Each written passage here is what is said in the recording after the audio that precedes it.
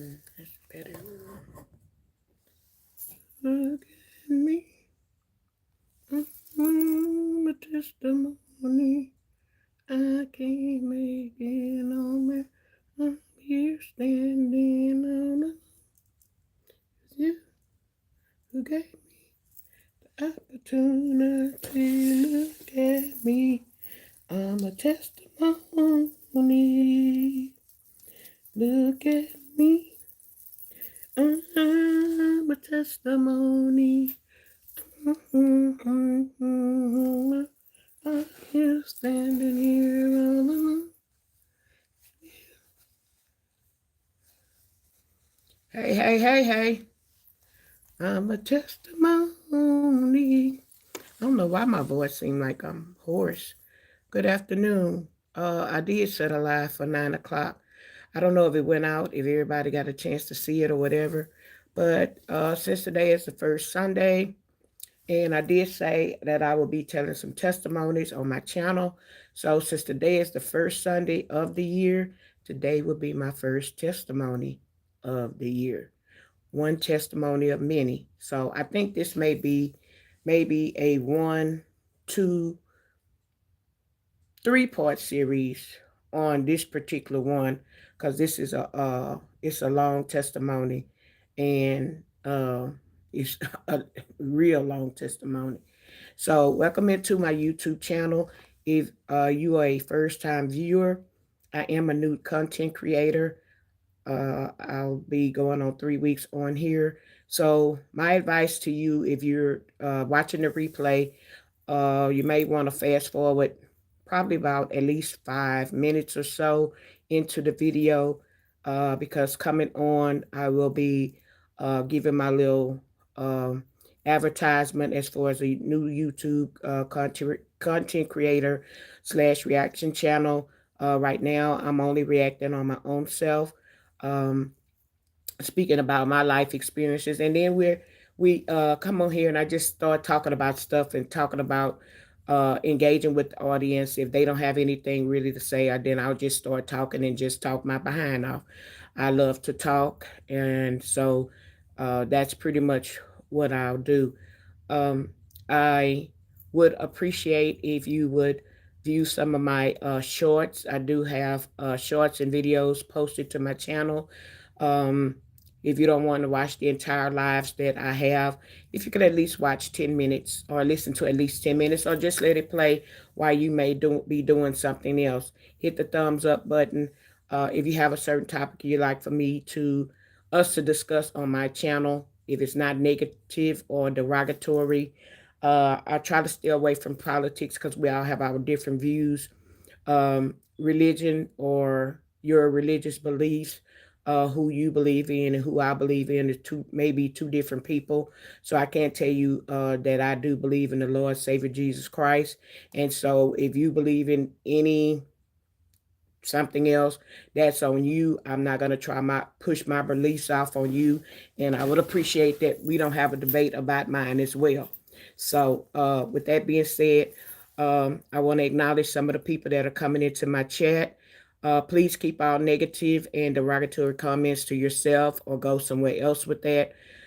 Trolls, this is may not be for you, because guess what? If you troll me, I'm going to meet you just where you are. Okay, I'm not gonna get offended, and I'm not gonna let you sidetrack me from what's going on.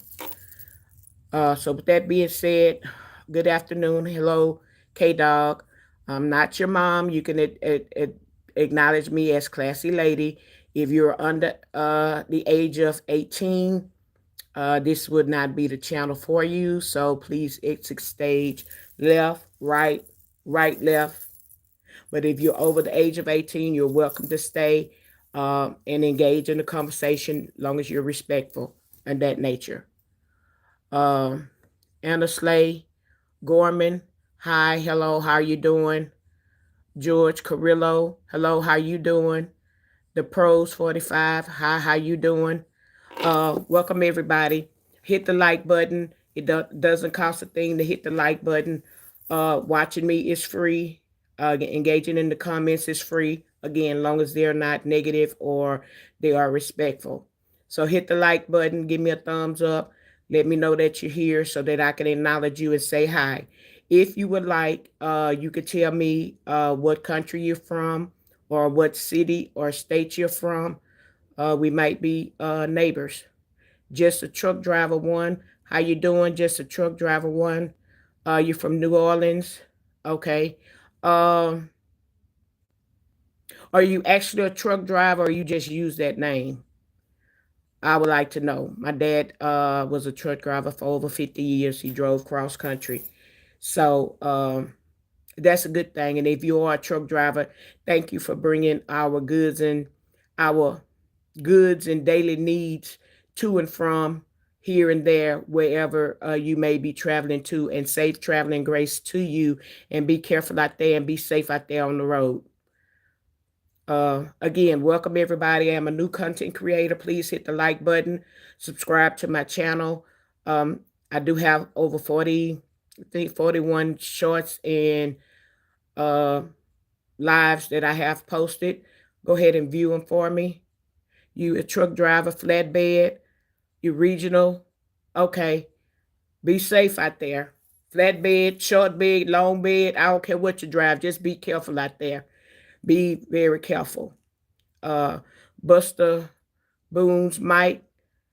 You like my eye? Oh, this one right here. This one right here. This one right here. So we can get that straight and get that out the way. Yes, there's something wrong with it. It's something medically wrong with it. But if all of us look in the mirror and look at both of our eyes, something is wrong with each one of our eyes.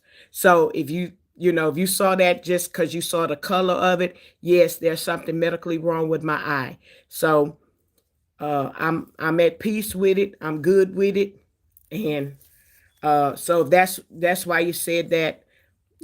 Okay, much love to you. I have a green, bluish green eye, and I'm black. Some days it's woke.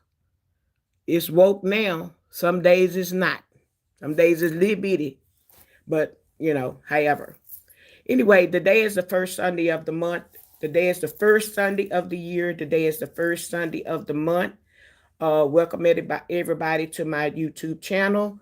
I'm trying to wait on some of my good people that I know that see comes in all the time. Hey, Miss Bridget, thank you for coming. Hopefully you could stay up for a little bit. Hey, Mocha, welcome. Y'all welcome over to the channel. As I did promise, I said I created my YouTube channel because I had some things to say. Some of y'all were encouraging and wanted me to get on and talk about some things and said that y'all like to listen to me talk. So if y'all listened to me before, y'all know that I like to talk. Hey, Reacts, how you doing? Today is first Sunday, so I decided to do a testimony first Sunday for today. So I'm not going to keep y'all long. I've been on here, it's 9 minutes, and so I'm going to go ahead and get started. So the first thing I wanted to tell my testimony about is one of many. I don't know if y'all can see me good. I turned the light down to keep the ambience down a little bit. But the first thing, if you can see, is this scar. If y'all can see this scar, this is what my first testimony is going to be. This scar is a life-changing scar for me.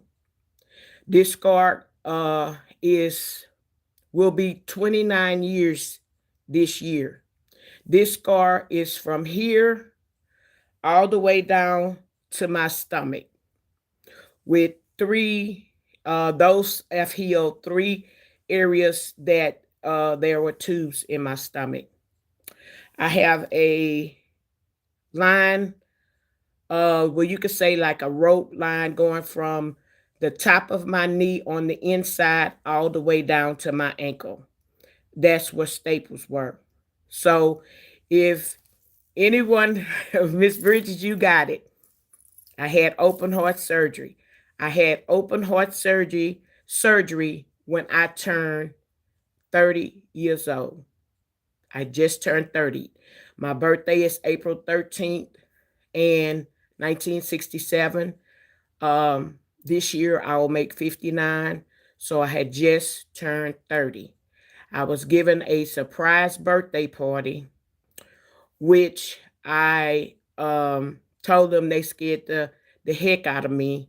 My girlfriend uh, um, tricked me going to my mom's house and said that my mom wanted her to pick up something before she took me out. And then she said, "Well, get out, get out." I had no idea. I paid no attention to the cars or whatever, whatever, whatever. And walked up into my own parents' house. And by the time I got to the garage, everybody said the den area, everybody said surprise. I'm like, surprise. I'm looking around like, what are y'all talking about? So I start seeing familiar faces. So everybody was there. I am a person that I do not cry easily. And I was doing good until I saw one of my favorite aunties, my mama's only sister, and she turned around. And when I looked at her, I said, "Aunt Betty, what are you doing here?" And they say, "We all here. It's a surprise party for you." I broke down in tears like a baby. So anyway, so they gave me a surprise for my 30th birthday. Um, May 13th that year, it was Mother's Day weekend and things of that nature. And prior to that, I was walking. I've always been a plus size young lady, but I was in the band. And so I kept my weight, at a minimum and things of that nature. But I've always been plus size. I think the only time I was small was when I was about 4 or 5. But so anyway, the next month I had a stressful job. And so I started experiencing, when I was walking, while I was at the job, no problem. They could stress the heck out of me or whatever. I didn't have any problems. Didn't have, at that time that I know of, didn't have high cholesterol, non diabetic, none of that. I was just, plus size, or you could say overweight. Um, but I was very active. So I would walk every evening, and like prior to, I walked every day when I got off of work. I walked about 3 or 4 miles on the track. I started experiencing some chest pains as I was walking, but I'm thinking, okay, well, I didn't walk 2 or 3 miles, so I'm getting a little tired or whatever. So I started experiencing that like a week prior to, but I had been walking. So one afternoon, a girlfriend of mine, we went to what they call a Zydeco Fest. I don't know if any of y'all know what Zydeco is. Is a style of music that started in Louisiana, Cajun style music, and they had Zydeco Fest here where I live. So that particular weekend, she said, "Hey, you want to go to this Zydeco festival?" And I said, "Yeah, we'll. I don't mind going." So I met her at a house, and we stopped at a place called Church's Chicken. We didn't get any chicken. I think we may have gotten a piece of chicken or whatever, but they had like this bucket where you could get food, soda. So I said, since we were going to be at this festival, I got this bucket, whatever they had going on. I got the bucket with plenty of ice, and I used to like, I think it was Diet Coke at that time, but my favorite is Diet Dr Pepper. So at that time, I asked them to give me plenty of ice, and then put the soda in there. So when we got to the Zydeco Fest, um, my friend liked to drink, and she was the kind of person that liked to drink where the alcohol came out in her pores. When she drank, you could smell it, the alcohol on her. Now, I didn't. I like to drink too.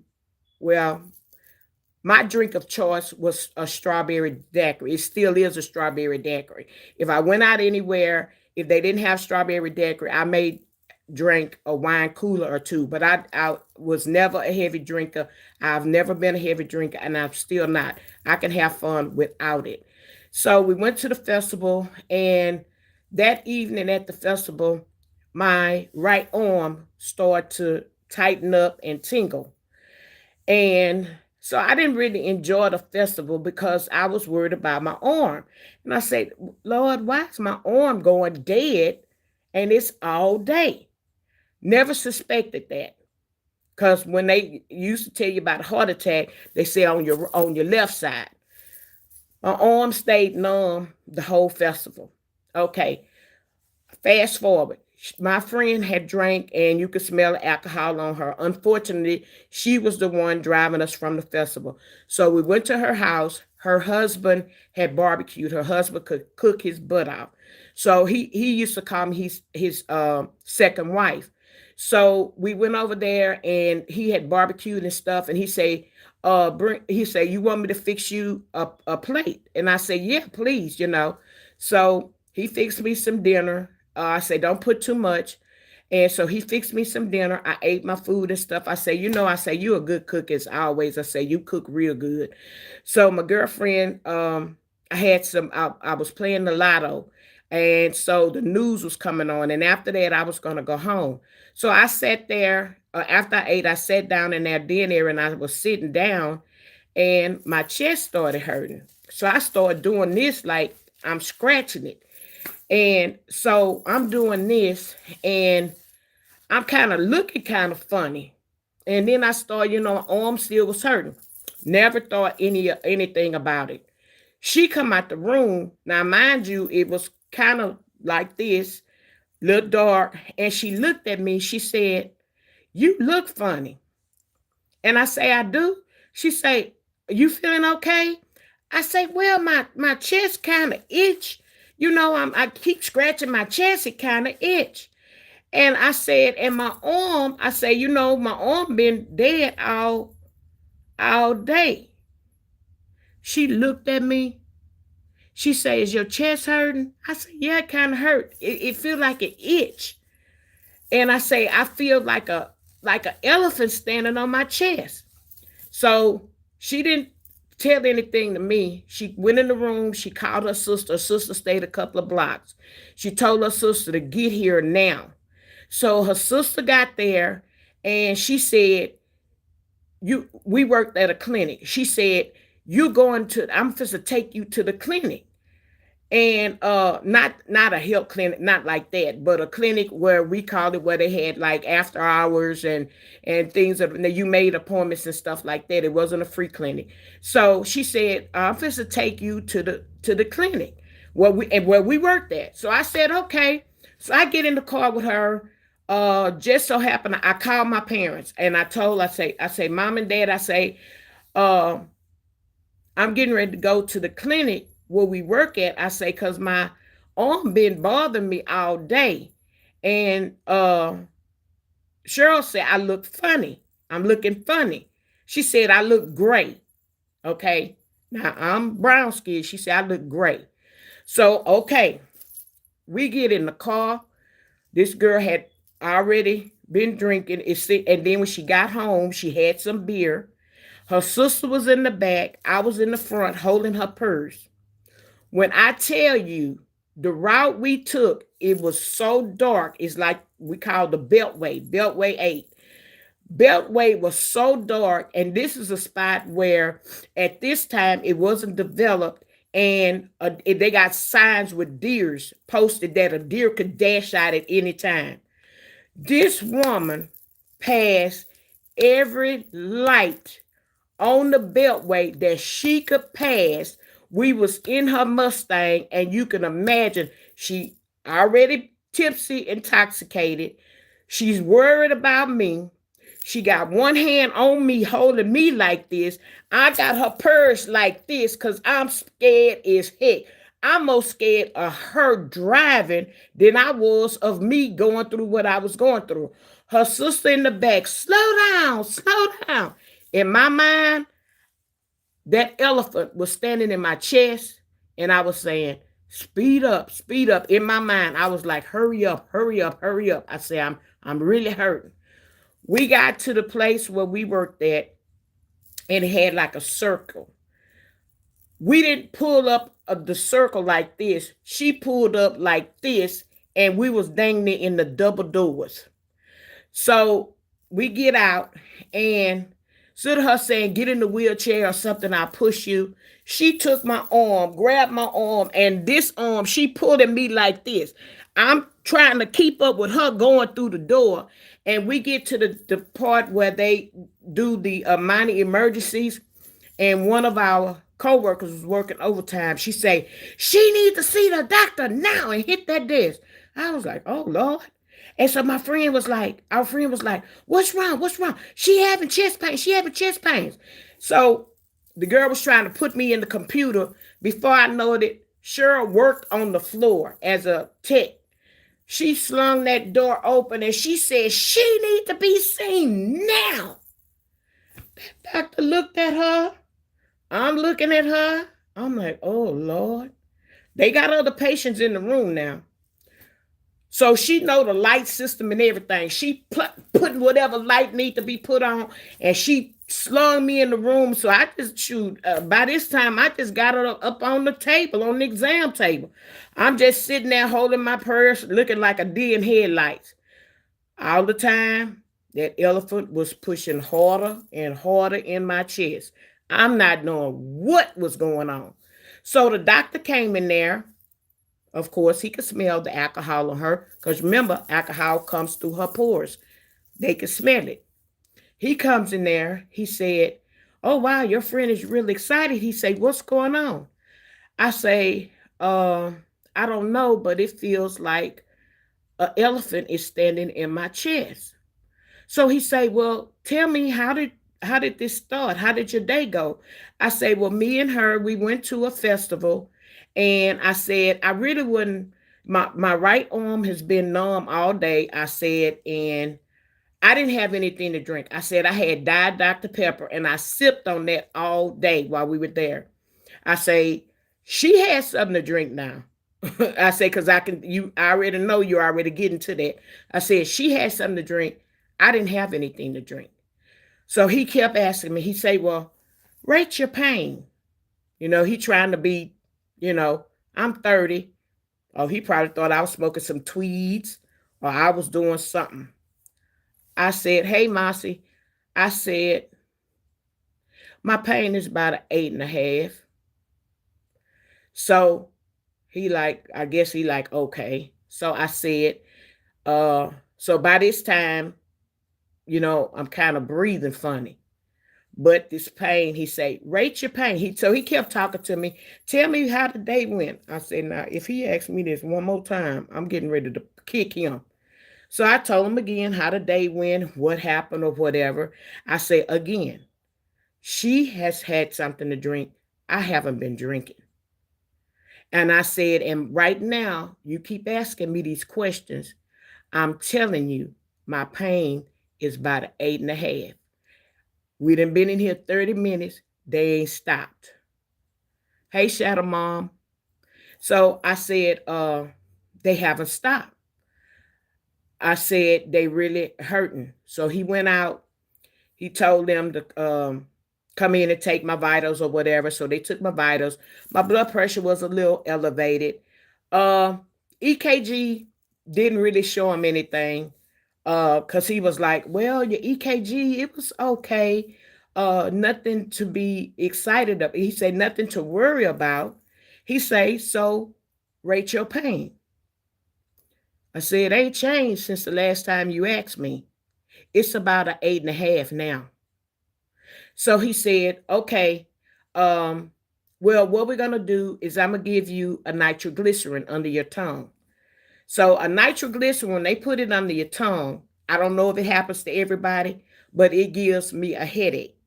So it'll give me a headache and while it's dissolving under your tongue. So I said, well, let me call my parents, I said, let me call my parents. I didn't stay with them. I had my own place. I said, let me call my parents. So I called my mom and dad. So I told them where I was. And I said, well, we at the clinic. And I say, he's asking me a lot of questions. So mom and dad didn't stay but about 15 minutes up the road. So they got there. All right. So they in the room. So by this time he come back, he asking me again. I told him, I said, well, the nitroglycerin you had me to put under my tongue, I said, it's giving me a headache. He said, has the pain subsided a little? I said, no, I'm still about an 8.5. Now the elephant is standing on my chest with both of his feet. That's how I'm feeling right now. The elephant is standing on my chest with both of his feet. So you know how big an elephant is, so you know how much weight an elephant has. So just imagine an elephant standing on your chest. So by that time, mom and dad made it there. He told them, he said, okay, let's put an oxygen mask on her. So I had on the oxygen mask, which kind of helped me breathe a little bit easier or whatever. So my parents come in there, and the doctor was in there talking to me. And he said, well, who is this? I said, that's my mom and dad. I said, you could talk in front of them or whatever. So he said, well, right now, he said, since you said that the pains have not stopped, I'm going to go ahead and send you over to the hospital. So my dad looked at me. He said, Doc, you got that on her face. What you trying to say? She can't breathe? I couldn't do nothing but laugh. I said, my dad is country. My parents are both from Louisiana, and my dad, he takes country to a new level sometimes. He said, what you mean she can't breathe or something? And I had to laugh. I said, Daddy, I can breathe. I can talk. So he said, well, I'm going to send her over to the hospital because she's saying that she's having chest pains and her arm is hurting. Her EKG it was okay, nothing to write home about, but she's young. So, but I just want them to check her out. Of course, he didn't want that responsibility on his hand because I keep telling you that this pain has not stopped. So he called over to the hospital, closest hospital, and they were only taking patients by drive-by. Drive-by mean you had to halfway be DEAD before they would take you, revive you, give you something where either they life flight you somewhere or they take you somewhere else on. That mean they was booked, crowded. I could not go there. So he said, well, since they can't take you, I'm going to go ahead and recommend that they take you to the medical center. And I was like, thank you, Jesus. So he said, well, I'm not going to send you with your parents. I want you to go ahead and go by ambulance. So he knew I wasn't talking no bull crap. So the ambulance came or whatever. I say, thank you, doctor. I say, because I wasn't getting back in the car with her because she ran every red light getting here. I said, I'm not riding with Ma and Pa Kettle because they both going to be nervous. And I don't know what happened between here and the hospital. So thank you for calling the ambulance. Get in the back of the ambulance. She asked me how was I feeling. I say, I'm not feeling any better. So she was taking precautions. She gave me another nitroglycerin tablet under my tongue. Plus, they had already given me an aspirin. So that was 2 nitroglycerin tablets. And she said, being that we got to go all the way to the medical center, I'm getting ready to start you an IV. Them people ain't crazy. That woman, that EMT started that IV because the ambulance ride was 30 minutes, maybe 45 minutes, could have been to the hospital in the medical center, in our big Houston Medical Center. So they took me on down and I got to Methodist. Okay, Ma and Pa Kettle got there. My girlfriend and her sister, they was moving on the freeway. So we get there. I'm in the ER and they called ahead and told them what was going on with me and stuff like that. So they put me in a room. So we in a room, they taking my vitals, they hooked me up to a monitor and everything to monitor my, do an EKG and monitor my blood pressure and all of that. Okay, we in the ER. So one of the ER docs come in there. He wanted to know the story that I told y'all, the story that was reported to him. Mind you, throw this little human there. I had to pee. I had to go to the restroom real bad. But they would not, at this time, they would not let me up.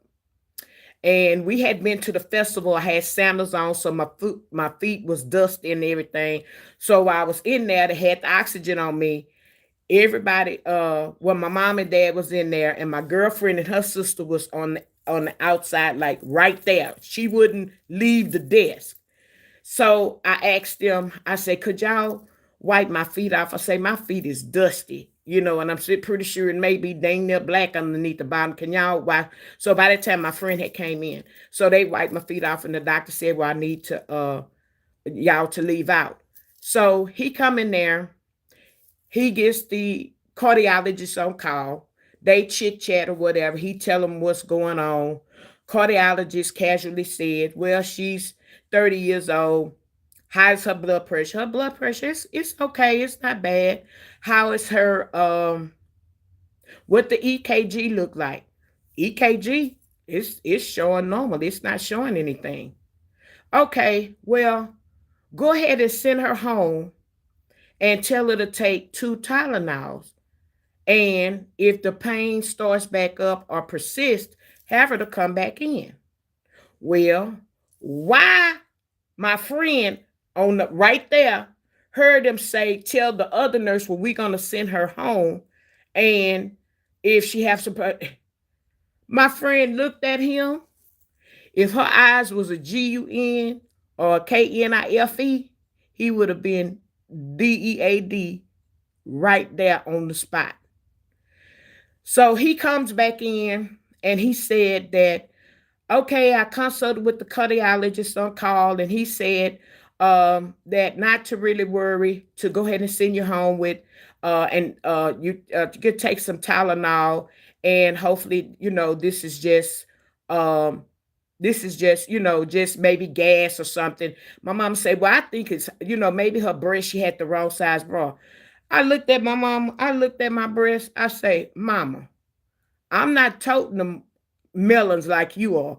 I say, I got some lemons compared to your watermelons. I say, so it ain't my bra and it ain't my boobs that's dragging. Now, at the age that I am now, yeah, they may be going south, but not at that time. So when he said that about me going home, and I said, uh, but my chest is still hurting. I feel like elephants are standing in my chest. He said, well, the Tylenol should help. I say, look, I don't know what part you didn't understand. I say, I've never had this pain that I'm having in my chest before. This not gas, and it's not my boobs, my bra not holding my boobs up. I say, I don't know what it is, but I am not going home. If I got to sit out there on that stoop all night, I will. I say, I stayed too far to go home with my parents and go home, and then something happen, then they get all excited, then we got to call the ambulance and all that. I say, I am not going home. I say, now, you need to call the cardiologist back, and I don't know what y'all gonna discuss, but I'm not going home. So he called the cardiologist back, and he told the cardiologist, she's saying this not gas, it's not, she's never had this feeling before, she's never been into the hospital before, and that she is not going home until more tests are run. The cardiologist said, okay, do this one more test. Draw oxygen from her wrist. That was one of the most painfulest tests they could have done to me.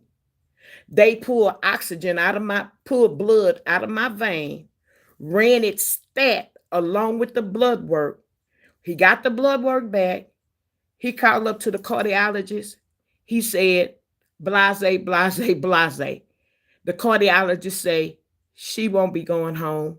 Admit her for 23 hours observation. He was too embarrassed to come back in there to tell me they were admitting me for 23 hours observation. The nurse came back in there and she said, well, you won't be going home tonight. I said, thank you, Jesus. She said, they won't hold you for 23 hours. And I say, if y'all don't get me to a restroom, I'm gonna wet this bed, this floor, I mean everything. She said, well, they don't really want you walking around, so we're gonna catheterize you. Cool, no problem. Put a catheter in me, opened it up. I drained a river. She said, ooh, you really did have to go to the restroom. I said, I've been holding, I was about to burst. They get me a room. They put me on the cardiac floor for 23 hours observation. 23 hours landed me 3 weeks in the hospital. I never left. God is my witness. I never left until I had a double bypass, and 3 weeks later, every day, the head of cardiology at the Methodist Hospital and his residents came to see me every day. I was a study patient for the residents. Plus, he was the head cardiologist. They tended to me every day, wanted to know how I felt. I kept telling them my chest was hurting.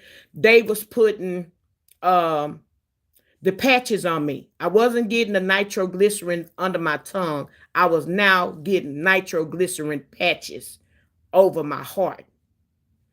They kept, monitoring me, watching my blood pressure, EKGs. And then they said, well, what we're going to do now, we need to do a arteriogram on you. And that's where they go in your groin area and they go up to your heart. They have a camera and they are taking pictures of your heart. I'm skipping over some parts. So they got me prepped for that. And they said, they came in and they talked to me about it, what the procedure was. And they said, oh, you can get it on TV. We have a channel for that or whatever. I didn't want to see none of that. I didn't want to see that. So I had the arteriogram and the angiogram. And they said, well, when they go up there, if they can put some stents, they will put stents if it's needed. If they can't see that they can't repair while they're in there, then they'll come out and you may have to have surgery or talk some alternatives. I was awake. They have you sedated, but there were 2 cardiologists performing it. Mind you, I still had the head of cardiology plus his residents. I had 2 cardiologists that performed the procedure. And I was looking kind of at the scope and I could see them going in and looking. And I was like, oh, what's that? And they was like, she talking a little bit too much. She should be a little bit more sedated than what I was. And because I was, talking to them, and they's like, no, she should be a little bit more sedated. So next thing you know, they give me some more medicine. So I ain't talking. I ain't really talking. So, but I still was alert. So they came out. I always look at a clock. And I say they were in there no more than 30 minutes and they came out. In my mind, you're only in here 30 minutes. So it got to be something going on. Hey, LaWanda. Hey, Leslie. And who else is coming in? So I said, it's got to be more than what, that. So they came out and they gave me the results. And so here comes the cardiologist, the surgeon that does these surgeries and things of this nature. He was a little bit younger than my mom. And the day that he came in to talk to me, my mom and my brother was there. And so he talked to me and he said, do you know what's going on? I say, well, I know I had the test and everything. And I said, they really didn't tell me what was going on about the test. So you here. So I guess that's what you here for. So he introduced himself. He was very nice. And he talked to me. He told me they went in. He said that they could have put the stents in, but they didn't put them in. They wanted to talk about some, alternatives. So in my mind, So he said, what can happen is I can give you some medicine, the nitroglycerins. You can go home with that. He said, you might be back within the week. You might be back in 2 weeks. You might be back later than that. He said, we can go in and put the stents. He said, you have two of your arteries. One is blocked 90%. The other one is blocked 80%. Mind you, either one of my parents have a history of heart disease. Either grandparents on both sides of my family, no history of heart disease. That wasn't heard of within the family. Okay? No heart disease. All right. I wasn't having any problems. I was going to the doctor and stuff like that. So he said, and the other alternative is we can do open heart surgery. And he said, you're a young lady. He said, we do open heart surgery. This will be a permanent fix. And once you heal up, you'll be able to go on and live a normal life. He said, this will be a second lease on life. He said, it's not your life you had before, but it will be a second lease on life. So I looked at him. Mind you, I'm 30.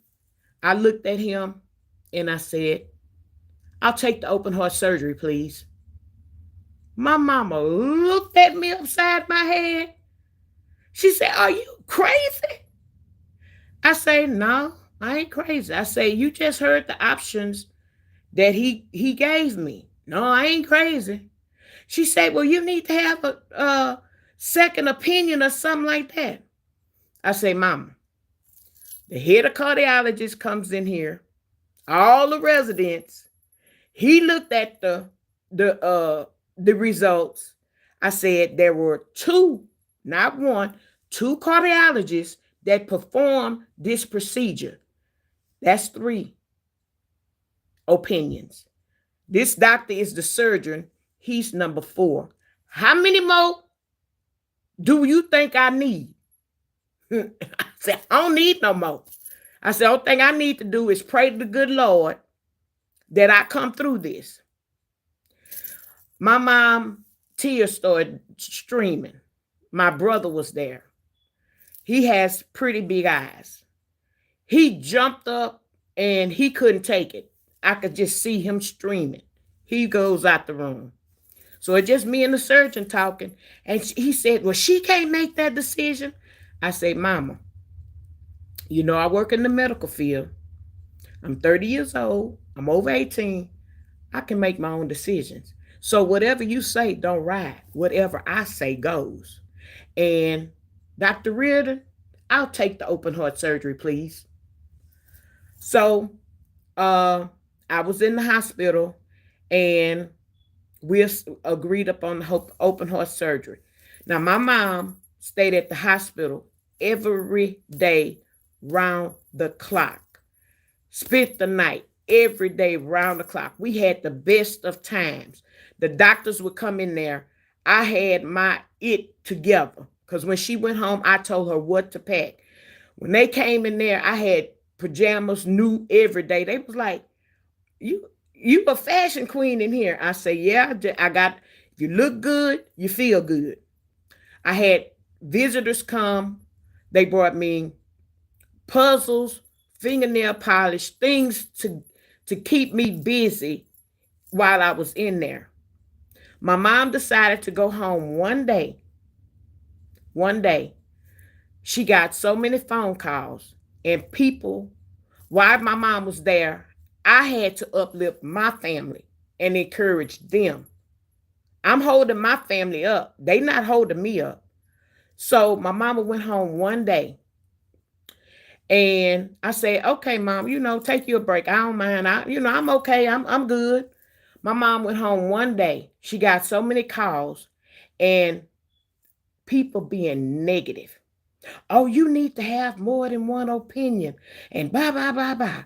And telling her all this old stuff, feeding her head up. My mama couldn't wait to pack her bags. She was supposed to stay home that day. My mom was back up at that hospital. And when she came in, she kind of like opened the door like they had talked so negative to her till she rushing back up to the hospital. She opened that door. Child, I had to turn on my stomach, IVs in my hand. I had to turn on my stomach because I was used to sleeping on my stomach in there doing crossword puzzles. She busted in that door. I looked at her. I say, what's wrong with you? You're not supposed to come back until tomorrow. She started crying. She said, I went home and I started answering the phone. She said, people was talking so negative and telling me I need to do this. You shouldn't be able to make these decisions, this, blah, blah, blah, blah. She said, I got so upset and so scared. I rushed back up here because I'm thinking something going on with you. And she said, here, I bust through this door all flustered and everything, and you on your stomach doing crossword puzzle, kicking your feet. I said, you know what, mama? You're not allowed to go home anymore. I say, because if you're going to go home and let these people get in your head and you come up here all upset, when you come back, you can't go back home. You're going to have to stay. I'm sorry. So time went on and I started calling different friends and telling them, what was going on with me. And I prayed. I prayed about it. The nursing staff that was on my floor and took care of me was excellent. Excellent. I called one of my girlfriends that I was close with. She said, oh my God, classy lady, I hope you don't die.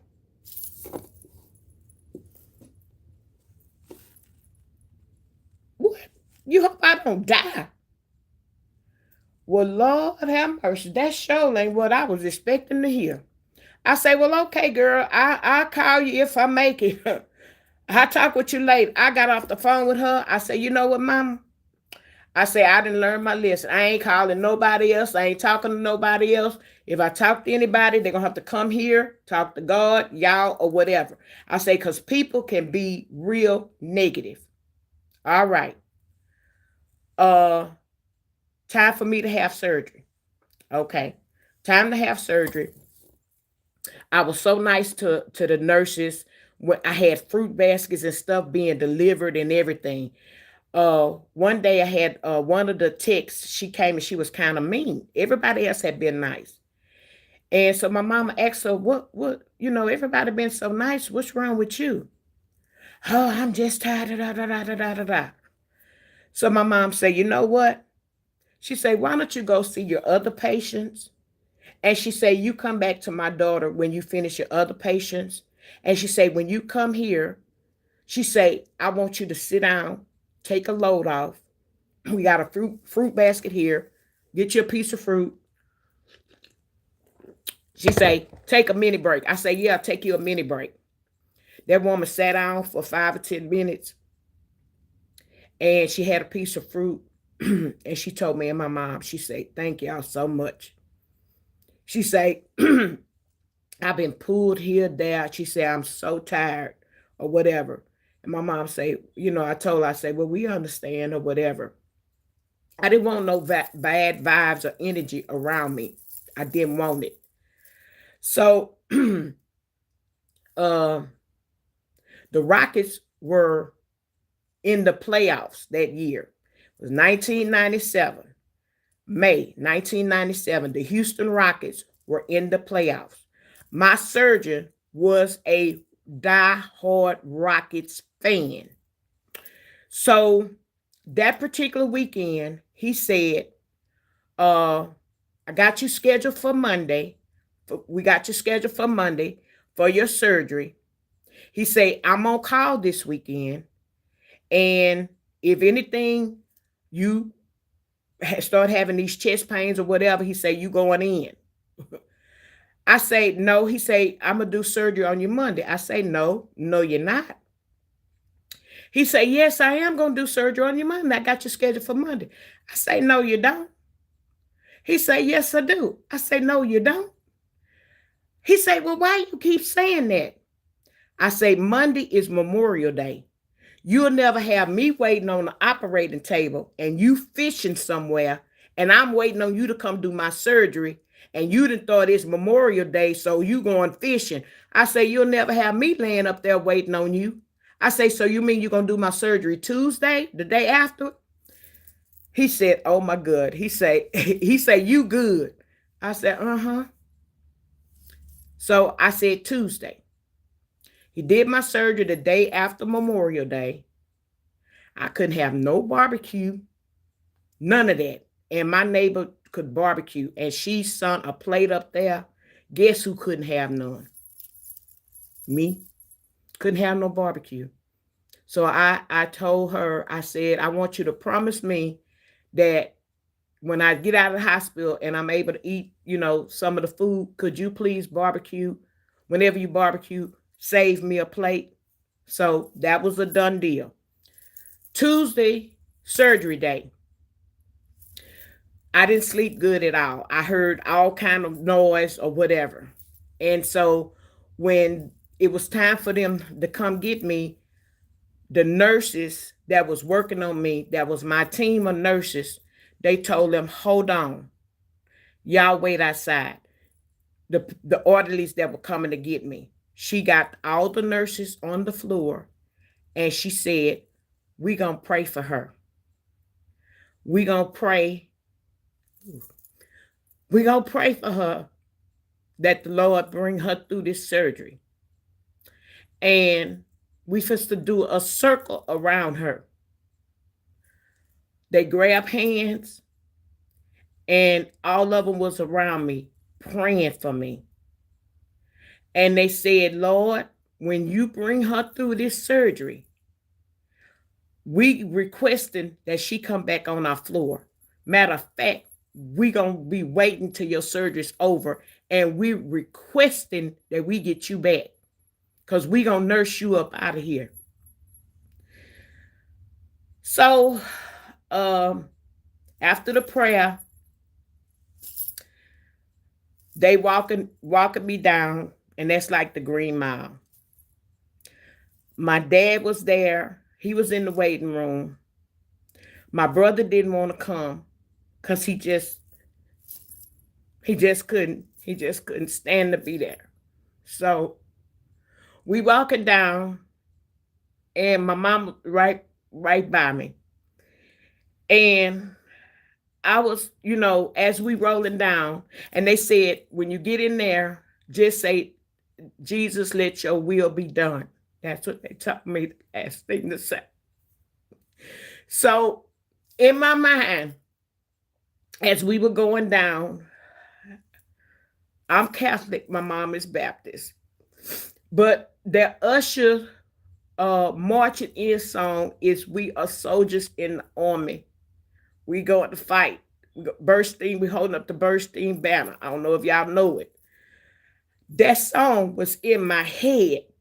And all I could just say is, we are soldiers in the army. I kept singing it. We got to that door. They told my mama, you can't go in.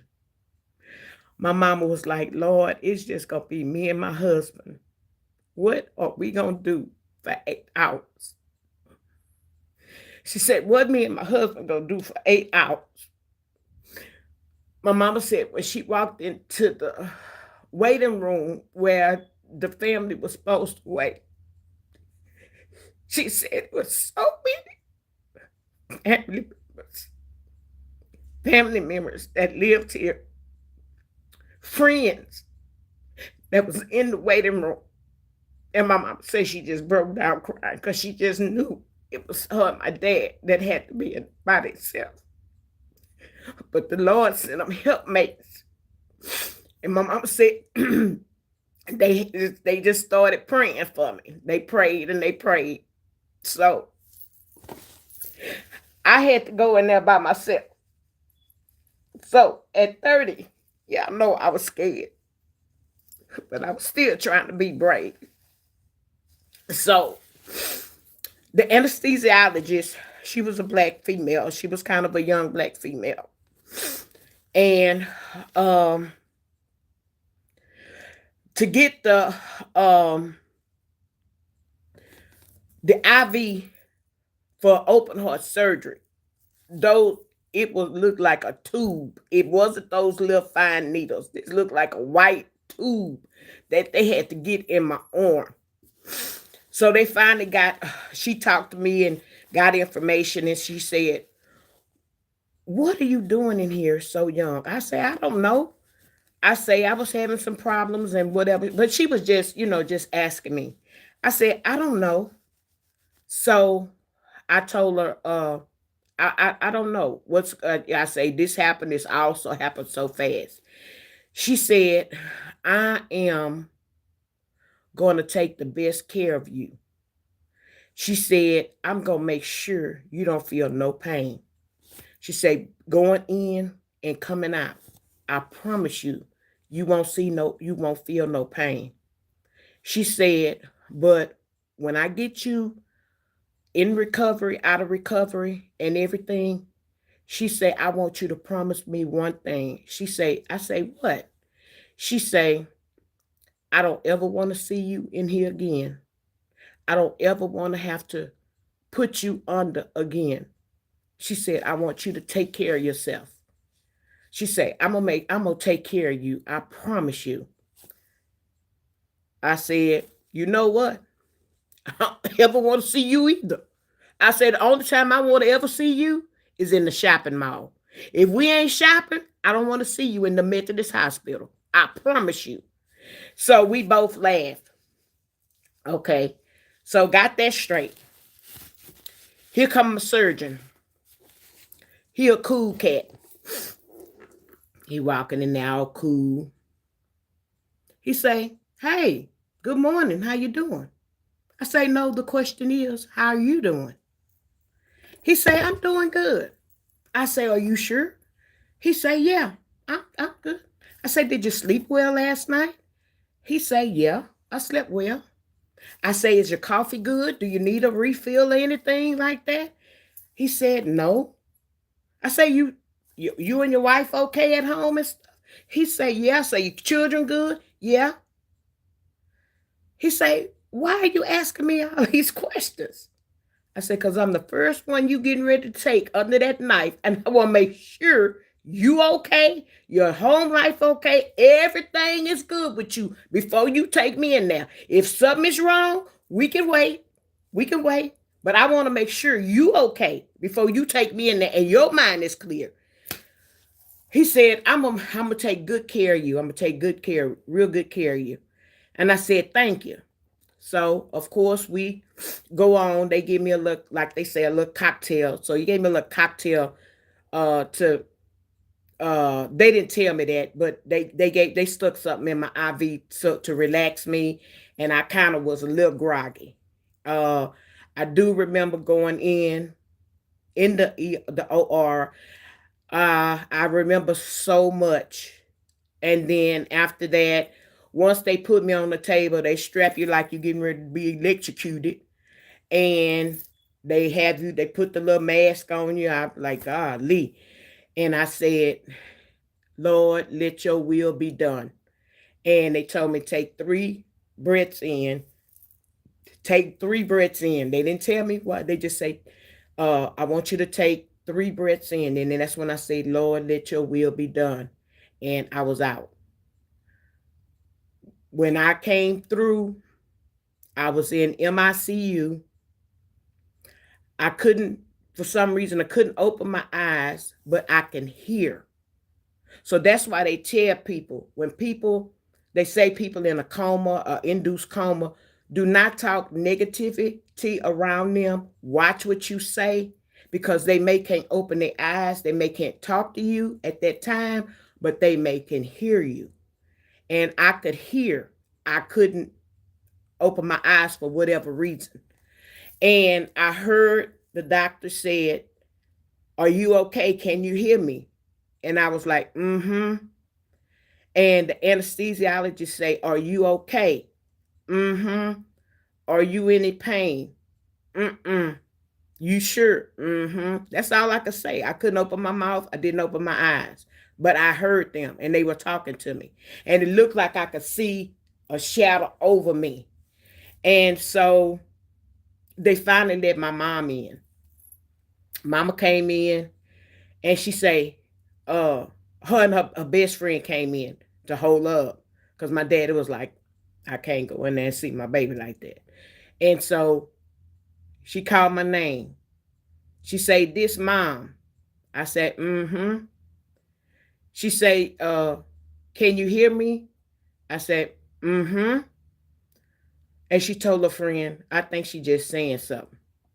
So she said, they said I can't stay because you're gonna be in here and there's gonna be a nurse in front of your bed and she's gonna be monitoring you. So it's no need for me to stay. They told me to go home, get rest or whatever. So she say, "I don't think she can hear me." I said, "Mm-hmm." She say she don't know what I'm saying. She said, and they know I don't like getting up early in the morning. She said, "I'm gonna come at 5 o'clock in the morning." I say, "Mm-mm. I'm gonna come at 6." You don't know what I'm saying. "Mm-mm. I'm gonna come at 8." "Mm-mm. I'm gonna come at 10." "Mm-mm. I'm gonna come at 11." "Mm-hmm." She say she do understand what I said. I said, "Mm-hmm." Like in other words, yeah, I do hear you. So mom went home that particular night, and for some reason, they give you a bath at 3 or 4 o'clock in the morning. If you've been in the hospital, a lot of time, I don't know if it's on any other floors, but when you're in the MICU and things of that nature, they give you a bath at 3 o'clock in the morning, 3 or 4 o'clock in the morning. So the nurse came in to give me a sponge bath. While she was giving me a sponge bath and she was talking to me, by this time I had opened my eyes and I was uh, kind of making a little conversation, but I had a trach in my throat. I had a breathing tube in. And she was telling me, she said, normally we keep these in for 24 to 48 hours, and depending on how you're doing, and if you're doing good after 24 hours or whatever, the doctor will pull it out. And I was like, mm-hmm. So she was just talking to me or whatever. She giving me a sponge bath. Phone go ring, ring, ring, ring, ring. Phone ringing. The nurse say, "Who is that calling this time of the morning?" Now this the phone by my bed. And I said, mm-hmm. She say, "Your mama?" I said, mm-hmm. She answered that phone. Guess who it was? My mama on the other end. She say we was just talking and I was saying who was calling this phone at this time of the morning. And she mumbled her mama. And she said, "I answer this phone and it is you." She say, "Now how did she know it was her mama?" I want to say, black folks know when they mama calling. Ain't nobody calling that phone that time in the morning but my mama. So I knew it was my mama calling. So that's what I told her. So I went through that night and I didn't really sleep because there's other patients there, there are nurses there, machines going off. They had a couple of codes, and oh Lord, I was like, "Lord, please don't let me code. Please don't let me."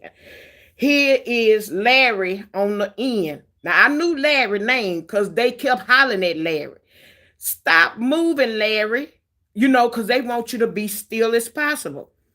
Larry had surgery. Larry was much older than me. Larry wanted to keep moving and squirming. And my nurse tell me, she said, "Don't be like Larry doing all that moving." They said, because he's doing too much moving, he's going to pull them tubes out. Then they're going to have to go back in and put the tubes in. I say, "Lord, I got stiff as a bull." I say, "I ain't moving. I just got still." Larry's still over there acting a fool moving. "Larry, stop moving. You're going to pull your tubes out, Larry." That the nurses kept hollering at Larry, kept hollering at Larry. Larry kept on, kept on, kept on. Guess what Larry did? Pulled one or two of them tubes out. Guess what Larry had to do? Go back in surgery to put them tubes back in. Guess what I did? Laid there stiff and ain't moved. 24 hours. Guess who got their tubes taken out? Got the tubes removed out of my throat, the 3 out of my stomach. And the nurse, when they pulled it out, my tubes out, they say, "I want you to say one word as loud as you can." They pulled it out. I say, "Water." said, you want some water? I say, I want some water.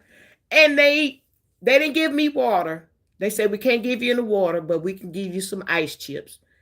When I tell you them ice chips tasted like a steak dinner, they tasted like a steak dinner. And I got rid of that ice. They say, you want some more? I said, mm-hmm. Because by this time I'm hoarse. With them tubes in your throat, you hoarse and your throat hurts. So the ice chips were soothing to my throat. So, okay, I've been on here an hour. This is gonna be story time. Part 1 of the open heart surgery is different parts to the story. Okay. So I'm not gonna make y'all wait till next Sunday or whatever. If I can get on here tomorrow night, we're gonna go part 2, and I'm gonna give y'all more details. So bring your tissue, because I'm bringing mine. Let me see who all in the chat that I missed. I think I acknowledged every one of y'all. Leslie Cole, Virgoitis, how you doing? Dana Bland, how you doing? So could y'all hit the like button?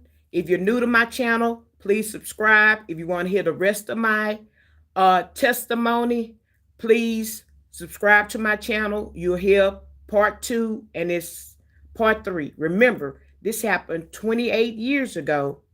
So I'm not going to give you 28 years worth of stories, but I am going to give you the other half and some details that I left out from the story because I wanted to get to the meat and potatoes. But there are other interesting parts that goes with this story that you do want to hear, because I'm going to tell it all about this. And so with that being said, I'm getting out of here. I got over 41 shorts and lives. Please watch them. Hit the thumbs up. I thank y'all for coming on, engaging with me. I don't know if y'all cried. I'm not a crybaby, but when you talk about something this sensitive and this close to literally to your heart, it's hard to keep a dry eye. It's hard to keep a dry eye. And I can tell you tomorrow gonna be some wet eyes again. So I'm getting ready to get off of here. Thank y'all for listening. Thank y'all for loving Classy Lady. Thank y'all for encouraging me to get on. And God kept speaking to me about getting on here, telling my testimony to a more broad of audience, because I've been telling giving my testimony for 28 years, but this being on YouTube gives my story a chance to get out there more for someone that may be dealing with what I went through 28 years ago. Because trust me, the technology from 28 years ago till now is very different. So I'll talk with y'all tomorrow. Love y'all. Bye.